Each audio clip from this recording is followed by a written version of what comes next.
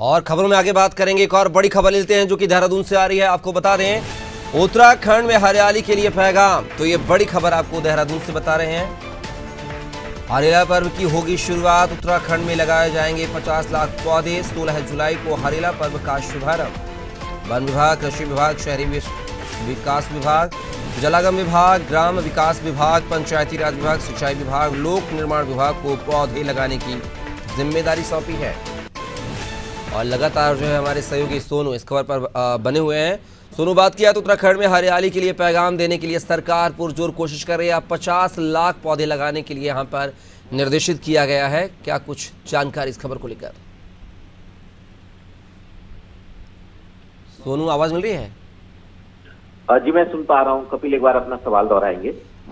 उत्तराखंड सरकार जो है हरियाली के लिए पैगाम दे रही है और इसी के चलते जो है 50 लाख पौधे लगाने का लक्ष्य भी रखा है। क्या कुछ जानकारी इस खबर को लेकर? देखिए, ये उत्तराखंड में का जो उत्तराखंड का लोक पर्व है हरेला की शुरुआत 14 जुलाई से होगी।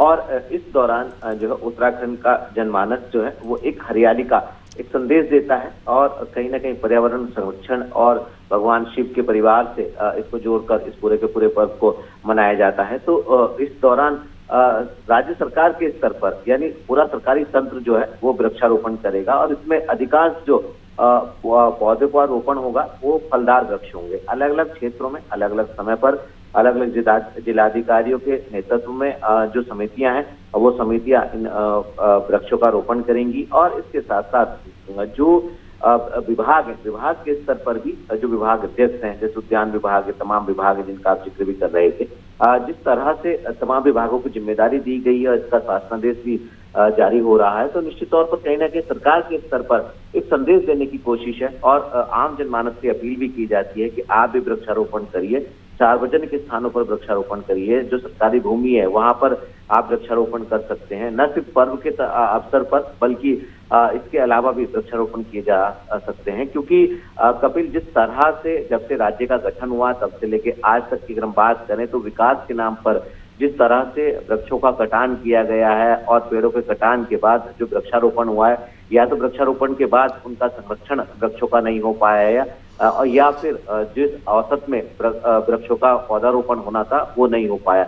तो कहीं ना कहीं ये बदलते पर्यावरण का एक बड़ा कारण माना जा रहा है। और जिस तरह से अब पहाड़ी क्षेत्रों का तापमान भी अभी कुछ समय पहले हमने देखा सारे रिकॉर्ड तोड़े और लगातार तापमान बढ़ता हुआ नजर आए, तो कहीं ना कहीं आने वाले समय के लिए एक अलार्मिंग सिचुएशन है। और ऐसे में अब जरूरी हो जाता है कि जो एक त्योहार के रूप में एक वृक्षारोपण करने जा रहे हैं, जिसमें सरकारी और गैर सरकारी दोनों ही सिस्टम से जुड़े जो लोग हैं वो शामिल होने वाले हैं। निश्चित तौर पर इनका वृक्षों का जो है जिनको का रोपण किया जाएगा, इनका संरक्षण भी जरूरी है और बाद में इनकी जब संरक्षण होगा तो कहीं ना कहीं जो उद्देश्य सरकार का है या आम जनमानस का है वो पूरा हो सकेगा। चलिए सोनू, आप हमारे साथ जो है बन रहिएगा, आगे भी आपसे अपडेट देते रहेंगे। तो हरेला पर्व की जो शुरुआत है